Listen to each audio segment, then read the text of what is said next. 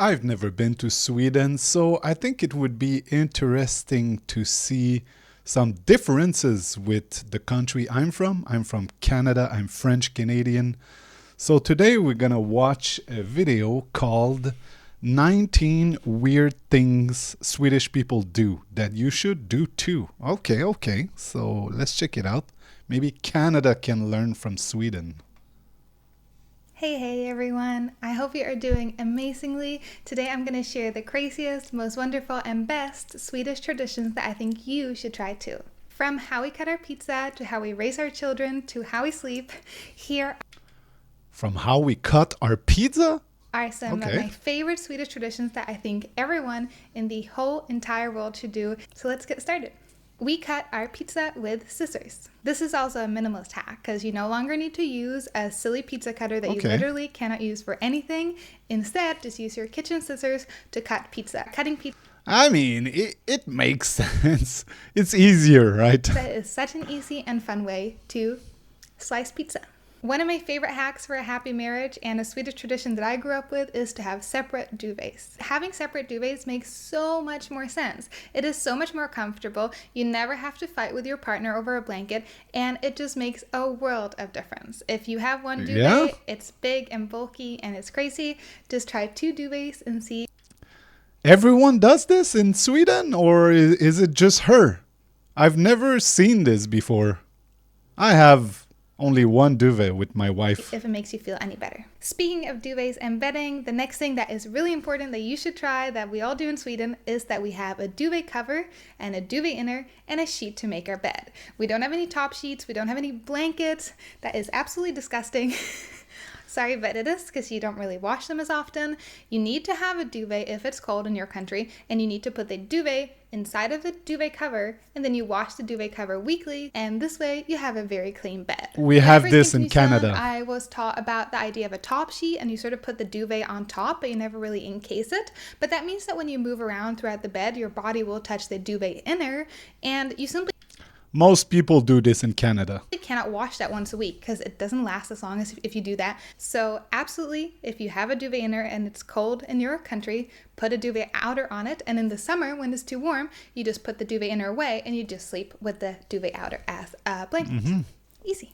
One of my favorite Swedish sayings is something like, there is no such thing as bad weather, only bad clothing. Very literal and very Swedish, but as a child this was normally printed on our weekly mailer at kindergarten or at school, which basically meant for our parents to remember to put proper clothing on us because we would be outside all day, no matter the weather. I think most people these days tend to stay inside when it's bad weather outside instead of just going out there, but by putting on proper clothing, it makes it so much easier to be outside in all weathers, and it's so much better for your health to be outside and I mean, it's true. Like, I'm sure Sweden is exactly like Canada because you have very cold temperatures. When it's minus like 20 degrees outside, everyone is complaining, right? But if you're really careful on how you dress properly, you go outside, you can enjoy the weather again. So I understand what she's saying. Breathe in the microbiome rather than just staying inside and watching TV. Another Swedish health hack for you guys. One of the things that I didn't think was weird, but that became obvious to me the moment I moved abroad, was the fact that we don't talk about race. The first time I heard the word Caucasian, I was 20 and living in Japan, and before that I had never heard any of these words, and it's just not something we talk about. Which brings me on to the next point, is that you never have to disclose this information if you, for example, go to the bank or going to the university. And that information is absolutely not necessary for the bank to know when I'm opening my bank account, and frankly, it's ridiculous. So why do you think it's the case? Why do we, like, our government and everywhere, not everywhere, but government basically, you always need to disclose your race. Why it's not the case in Sweden, you think? do what the Swedish people do, I guess. Whilst we're speaking about politically sensitive subjects, let's speak about children. In Sweden, we treat our children with respect and we treat them as already humans, which is something I really, really enjoy and I think everyone should do. Kids don't have to address older people in a certain way. Kids don't really have to act in a certain way. Kids are really allowed to be kids, which means they're allowed to make mistakes. They're allowed to be upset. They don't have to hug someone if they don't want to. They don't have to kiss someone if they don't want to. Just completely reasonable things that I think every country should adopt. Kids are... For us in French, we have a way to say vous, like when you say you, right? And all kids are being taught to say vous to older people. So, yeah, interesting. Are the best thing in the world. So I absolutely think we should treat kids with the utmost respect. Now, this one, I don't know if it's for all of Sweden, but it's definitely something I've experienced a lot of times. But that is people, when I get invited to dinner parties, people ask me, is there something you don't eat? My goodness, this has saved so much trouble having a dinner party or going to a dinner party. I normally tell my best friend when I go to dinners at hers that I don't eat coriander or cilantro because I really, really don't like it. And it makes it a lot easier. One of the most important Swedish traditions is being whole and clean. Now, what does this mean? This is a deeply rooted tradition that goes so far back in Swedish history, but ultimately it means to always present yourself as best as you possibly can. Every time we had friends over, my family would just massively clean the entire house, not because it was necessarily dirty, but it's so important to uphold the standard of being whole and clean. I just watched a video on this channel about the landscapes and the cities in Sweden. And the thing that I found that got to me the most about watching this video was the cleanliness of all the cities and everywhere I saw. So, okay, I'm learning now. Swedish are very clean. In Swedish society. Another thing that I think is crazy that other countries have and that we don't have is that we don't really use the expression from scratch. Growing up, I didn't know that you could buy cake mixes. I had only seen it on TV. I had never really heard of it. I didn't know you could buy any sort of pre-made food or something that we call halvfabrikat. Really? Which technically means half-processed foods. Of course, this might differ a little bit, but in general, we don't say that we make things from scratch in Sweden. If you make a cake, you will make it from scratch. That is just how you make a cake. There's no other way to make a cake. You either buy it from the bakery or you make it from scratch. That's interesting. And I think that's also one of the reasons why we are quite a healthy country.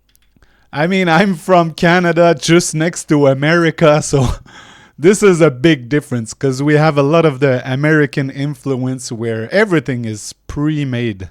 One of the best Swedish culture traditions that you've probably already heard about is fika. A fika is when you have a coffee, normally, or a tea, with a sweet treat, and you normally have it in the afternoon, but you can actually have it whenever. And this is one of the most common things we do when we go on dates or meet up with our friends. Yeah, my Danish friend told me about fika. So is it like in Denmark, maybe Finland, Sweden? We were going for, like, he teach me how to fika, basically. That's pretty cool. I like that, with a little cake and a coffee. It's so cozy. It's really fun. But I also really like that it's one of the few things in Sweden where you can date someone or meet someone without drinking alcohol. Now, fika means different things in different languages, especially in Italian. So I would use it with caution and use it only when you're in Sweden. What does it mean in Italian? That I really appreciate about Swedish culture that you should try if you have children is co-sleeping. My parents co-slept with me and my brother. Everyone I know, I think, co-slept. My sister co-slept with me or with her parents when she was with them.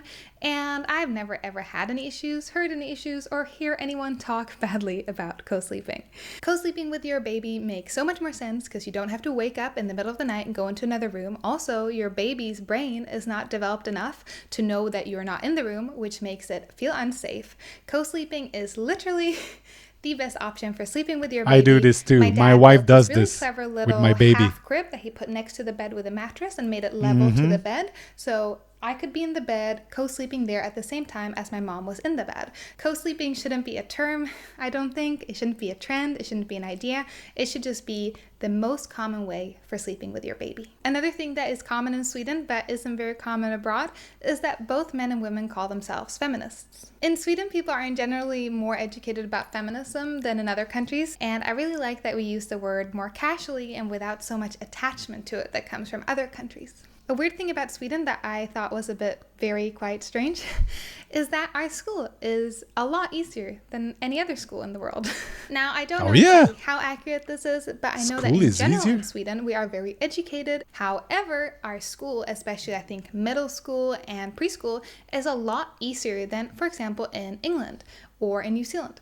We have way less assignments, way less homework, but somehow it still works. Unfortunately, this trend is changing and we're becoming a bit more like the rest of the world, but I really think homework is ridiculous. And I really think the school systems in general in the West is not very optimal. So having less homework to do, I think it's actually a good thing. Like the kids, they're tired of all these homework and they don't get as attentive when the class happens, right?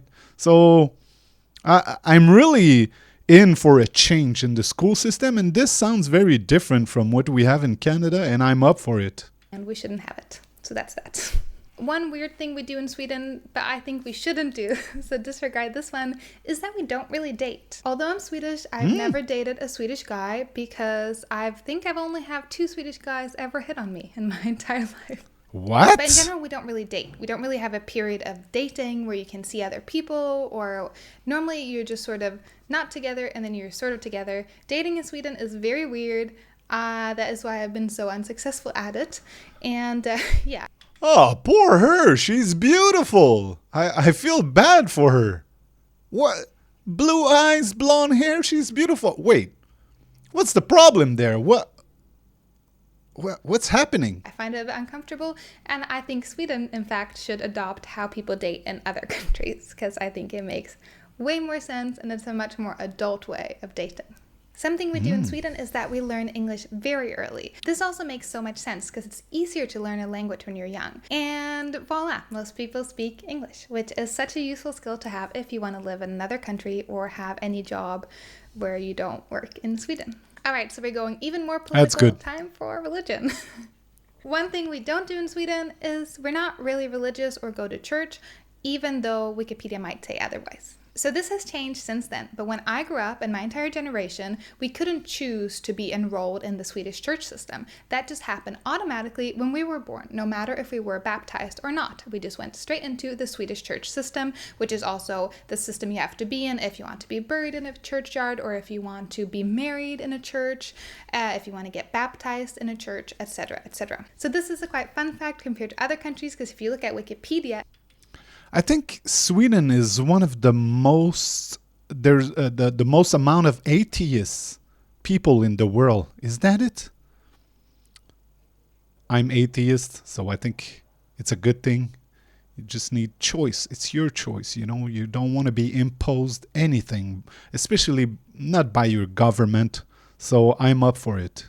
It says most Swedish people are religious, but that's simply because we are enrolled in church. Now, say what you want about religion, but I, for one, am a person who thinks that we should practice what we preach.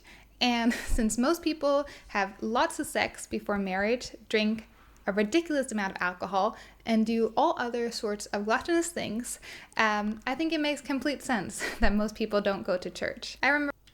I completely agree with what she's saying. A lot of people say, "Oh yeah, I'm Christian." "Oh yeah, I'm like." Are you really Christian? Like, do you really practice your religion? Anyway, let's not talk too much about religion on this channel, guys. We were going to church in kindergarten for our summer ending, and I remember my priest had leather pants and played a rock and roll guitar, which we all thought was very, very fun. We are a land of wonderful and quirky, weird, strange traditions. In Sweden, we have something called jantelagen, which practically means be humble, but also never talk well about yourself. So there are pros and cons about this law. It's an unwritten law, but one of the good things about it is that Swedish people are in general very comfortable and quiet, or maybe better is to say I mean, this is so true. Like every time I meet Swedish people, I live in Thailand here, right, in Phuket, and I meet so many people from all over the world. Every time I meet Swedish people, they're never like, they don't have huge ego. It's very different from where I'm from. We're close to America. It's such a different way of presenting yourself. We have a lot more ego, and I really appreciate this about Sweden.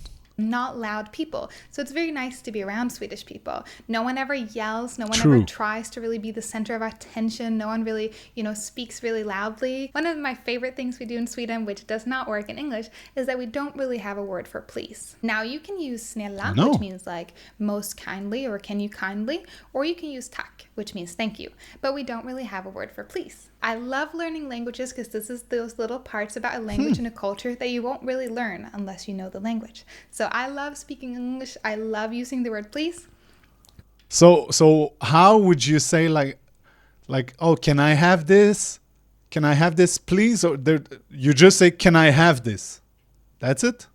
There's nothing like. But I also love speaking Swedish and being able to sneak in a tack or a snälla where Swedish people normally don't and sound like the most friendly and polite person in the world. So it's a win-win. So, okay, my friends, I did not think we'd go this political. I have written this video down. It's very funny because when I translate these very regular Swedish ideas to English, they suddenly become so much more political. Swedish people are in generally extremely nice, and it's such a nice culture to live in, and I think that's why so many people move back to Sweden when they want to have a family, because it's such a safe and reasonable and wholesome place for kids to grow up. And part of that is because these lovely and quirky ideas that we have. Thank you guys so much for watching this video. Okay. I learned about Sweden today, and it's a lot like what I thought. You guys are just very lovely people to meet, easy people to meet. You see what I mean? Some countries are a lot more difficult to deal with, but Sweden, it's always like easy. It's easier. Not always easy. I'm sure some Swedish people, you always have bad apples, right? All right, guys, thank you for watching this video. Bye-bye.